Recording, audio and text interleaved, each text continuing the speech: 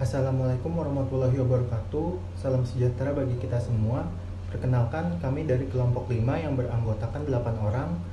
Yang pertama ada saya sendiri, Deno Ramada. Lalu ada Mbak Alfi Ratnawati, Mas Alif Sultan Abrori, Mas Andreas Claudius, Mbak Arlis Terina, Mas Bintang Baskoro, Mbak Cika Mariska, dan Mbak Winarini. Kelompok kami akan mempresentasikan mengenai menjunjung tinggi supremasi hukum yang bersumber pada landasan Pancasila dalam melawan paham intoleransi, dengan materi Pancasila yang diambil yaitu Pancasila sebagai sumber dari segala sumber hukum. Bab pertama mengenai latar belakang masalah akan dijelaskan oleh Saudara Bintang Baskoro. Assalamualaikum warahmatullahi wabarakatuh. Nama saya Bintang Baskoro, mewakili dari kelompok 5. Pertama-tama saya ingin mengucapkan terima kasih kepada Mas Deno untuk menjelaskan slide sebelumnya. Dan kali ini saya akan menjelaskan slide selanjutnya dengan judul latar belakang Pancasila. Sebagaimana kita tahu, setiap negara mempunyai pedoman dan prinsip masing-masing. Dan yang kita tahu juga, Indonesia mempunyai prinsip dan pedoman sendiri, yaitu Pancasila. Dan Pancasila di Indonesia sendiri sebagai dasar negara Republik Indonesia yang terdiri dari 5 sila atau prinsip yang dijadikan sebagai pedoman dalam berkehidupan dan berkebangsaan di Indonesia. Salah satu fungsi Pancasila itu sendiri adalah sebagai sumber segala hukum di Indonesia. Dan supremasi hukum yang bersumber pada landasan Pancasila merupakan prinsip dasar yang harus dijunjung tinggi dalam menjalankan berkehidupan bermasyarakat di Indonesia.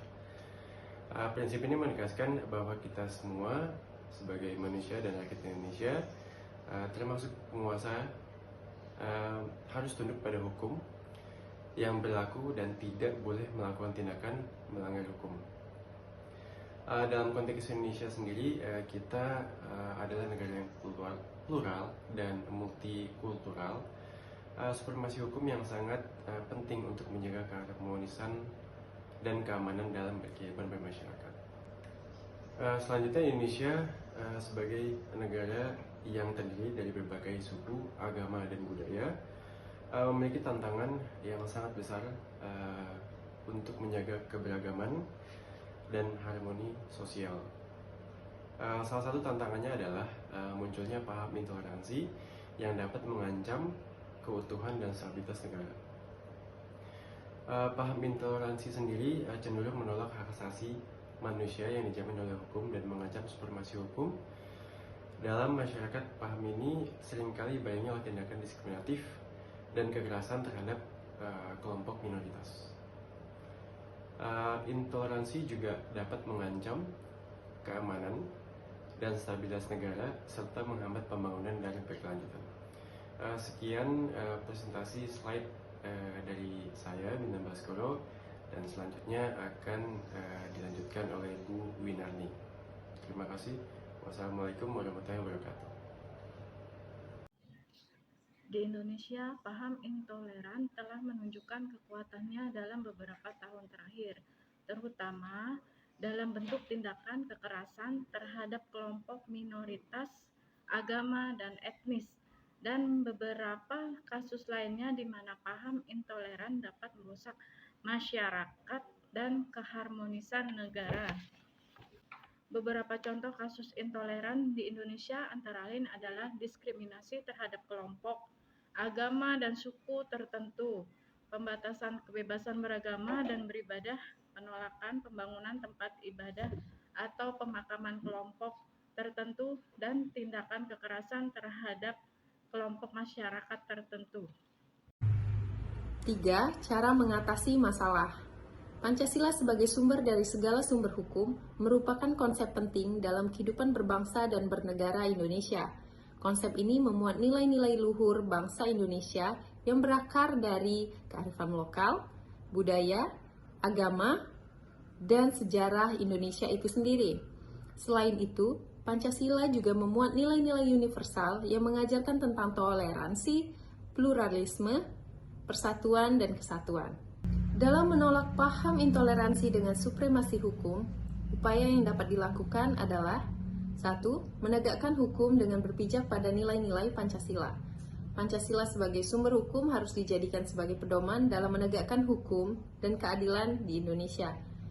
Kedua, meningkatkan pemahaman masyarakat tentang nilai-nilai Pancasila, karena Pancasila sebagai sumber hukum hanya dapat efektif jika dipahami dengan baik oleh seluruh masyarakat Indonesia. 3. Mendorong dialog antar umat beragama dan kelompok masyarakat. Dialog ini dapat menjadi sarana untuk mempererat hubungan antar umat beragama dan kelompok masyarakat, serta membangun rasa saling menghargai dan menghormati. Keempat, menjadikan Pancasila sebagai basis dalam menyusun kebijakan. Pancasila sebagai sumber hukum harus dijadikan sebagai basis dalam menyusun kebijakan di semua lini kehidupan berbangsa dan bernegara. Pancasila sebagai sumber dari segala sumber hukum. Pancasila sebagai sumber dari segala sumber hukum adalah sebuah konsep dasar yang sangat penting dalam sistem hukum di Indonesia. Konsep ini berarti bahwa semua aturan dan peraturan yang ada di Indonesia harus sesuai dengan nilai-nilai yang terkandung dalam Pancasila. Pancasila sebagai sumber segala sumber hukum dapat menjadi landasan penting dalam melawan paham intoleransi di Indonesia. Pancasila dapat memperkuat keberagaman dan harmoni sosial di Indonesia, serta dapat menjadi pedoman dalam menegakkan hukum dan keadilan di Indonesia. Selanjutnya, upaya untuk melawan paham intoleransi. Berikut beberapa upaya yang dapat dilakukan oleh masyarakat Indonesia dalam melawan paham intoleransi. Yang pertama, memahami perbedaan. Yang kedua, membangun dialog dan komunikasi yang baik.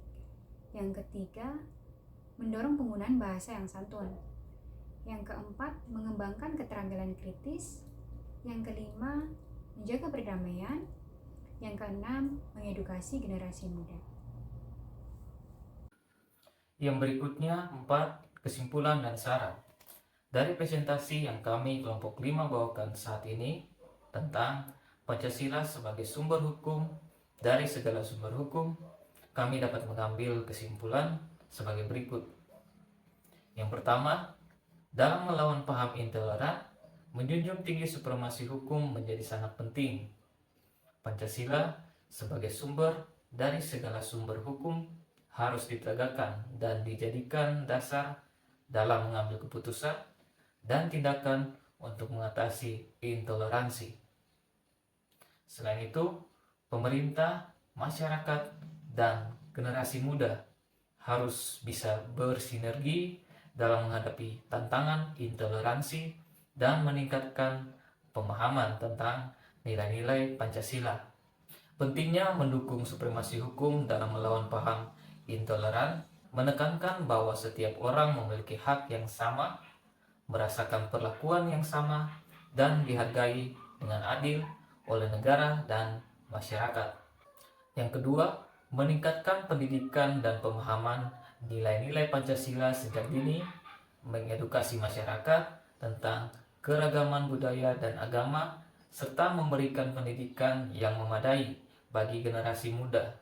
Selain itu, perlu adanya regulasi yang lebih ketat dan efektif dalam menangani tindakan intoleransi, serta memperkuat peran lembaga-lembaga pendidikan dan organisasi masyarakat dalam mendorong terwujudnya masyarakat yang pluralis dan damai. Rekomendasi outcome umum, meningkatnya kesadaran masyarakat Indonesia tentang pentingnya Pancasila sebagai sumber segala sumber hukum dalam melawan paham intoleransi. Outcome khusus, poin yang pertama, masyarakat Indonesia memahami nilai-nilai luhur Pancasila yang berakar dari kearifan lokal, budaya, agama, dan sejarah bangsa Indonesia. Yang kedua, masyarakat Indonesia memahami nilai-nilai universal dalam Pancasila yang mengajarkan tentang toleransi, pluralisme, persatuan, dan kesatuan.